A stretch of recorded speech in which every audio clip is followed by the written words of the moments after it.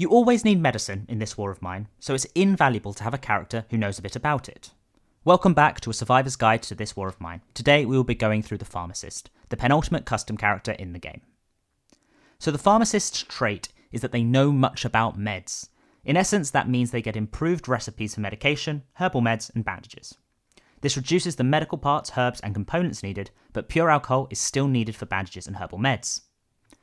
Outside of their trait, there is little known about their abilities, to be honest, but it is expected that they have below average to average combat skills, as their trait isn't linked to physicality or guns, and they do have average speed. Similarly to all of the other custom characters, they have 12 inventory slots and they have no addictions.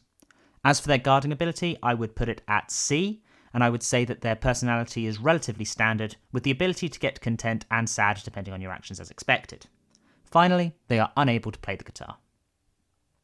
So now that we have quickly gone through their mechanics, it is time for us to look at the lore around this character. We will start with their opening character bio. Before all this mess, it had been a really good year for me. I was appreciated at work and finally got promoted. Even though everybody was worried about the threat of war, I found the notion that it might reach us here very improbable. One day, shortly after I came home to tell my parents about my promotion, we heard alarm sirens. We managed to hide in our basement just before the first explosions shook the ground and everything got covered by dust. So what happens to their parents? We might never know, but we do get an epilogue which depends on how you play the game. If your pharmacist dies at the start of the war, they died before the war ended. Their parents joined them shortly after, killed by the disease that they had contracted while living in the basement. We currently do not have endings for the suicide or the abandoned endings, so if you do get either of those, please do drop them in the comments below. However, if the pharmacist does get to the end of the war successfully, but with bad karma, we get the following ending. When they got back to their parents, it turned out that they were both dying of disease. Several months after the war, the pharmacist buried them at Pogoran Cemetery.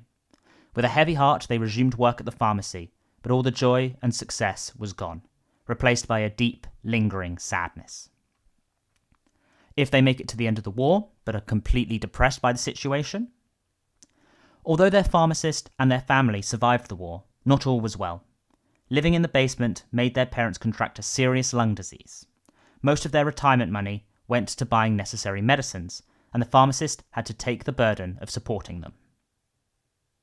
And finally, if you get the pharmacist to the end of the war in good spirits and without having committed any atrocities, the pharmacist and their parents survived the war. Their parents retired to the country while they resumed work at the pharmacy, and are doing really fine. As Pogoran slowly healed from the destruction, so did most of its inhabitants. And there we have it, the Pharmacist. I hope you found this interesting. Next week we'll move on to the Forester, the final custom character before we move on to the DLC. I will see you then. Ta-ra.